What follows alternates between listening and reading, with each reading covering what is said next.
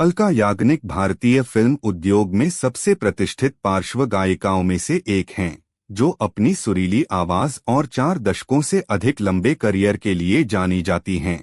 उनकी यात्रा प्रतिभा, दृढ़ संकल्प और लचीलेपन की है, जो संघर्षों और जीत से चिह्नित है।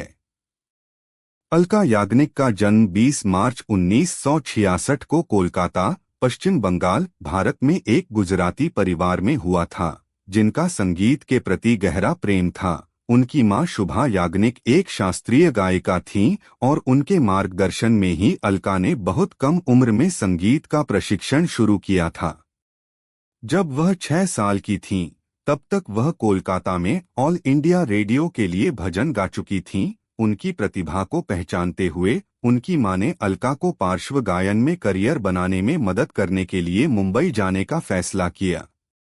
यह एक बड़ा निर्णय था, क्योंकि इसका मतलब था कोलकाता में अपने स्थापित जीवन को पीछे छोड़ना और मुंबई में नए सिरे से शुरुआत करना, एक ऐसा शहर जो फिल्म उद्योग में अपनी तीव्र प्रतिस्पर्धा के लिए जाना जाता है। अलका याग्निक का फिल्म इंडस्ट्री में प्रवेश चुनौतियों से रहित नहीं था।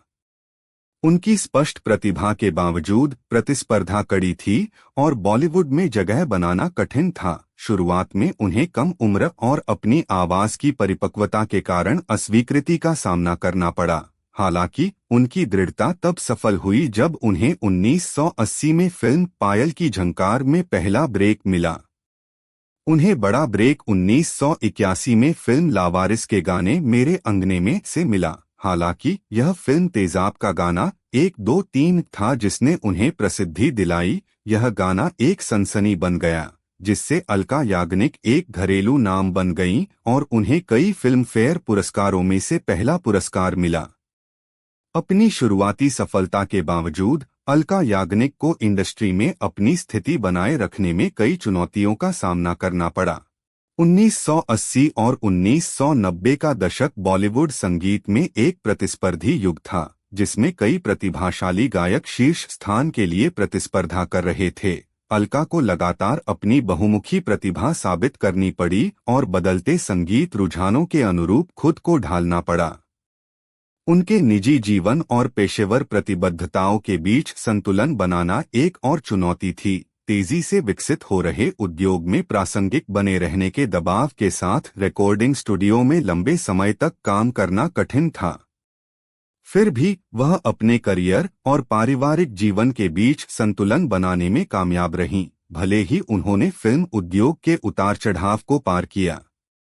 अलका याग्निक ने शिलांग के बिजनेसमैन नीरज कपूर से शादी की। इस जोड़े की सायशा कपूर नाम की एक बेटी है, जिसने मनोरंजन उद्योग में भी रुचि दिखाई है। अपने व्यस्त कार्यक्रम के बावजूद अलका हमेशा एक समर्पित पत्नी और मां रही हैं, जो अक्सर महत्वपूर्ण मोड़ पर अपने करियर पर अपने परिवार को प्राथमिकता देती हैं।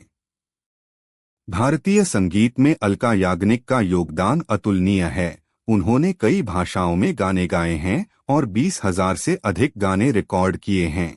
उन्होंने सर्वश्रेष्ठ महिला पार्श्व गायिका के लिए 7 फिल्म फेयर पुरस्कार जीते हैं और इस श्रेणी में सबसे अधिक नामांकन 36 का रिकॉर्ड उनके नाम है। उनके गाने पीढ़ी दर पीढ़ी लोकप्रिय होते रहे हैं और वह भारतीय संगीत उद्योग में एक प्रतिष्ठित हस्ती बनी हुई हैं।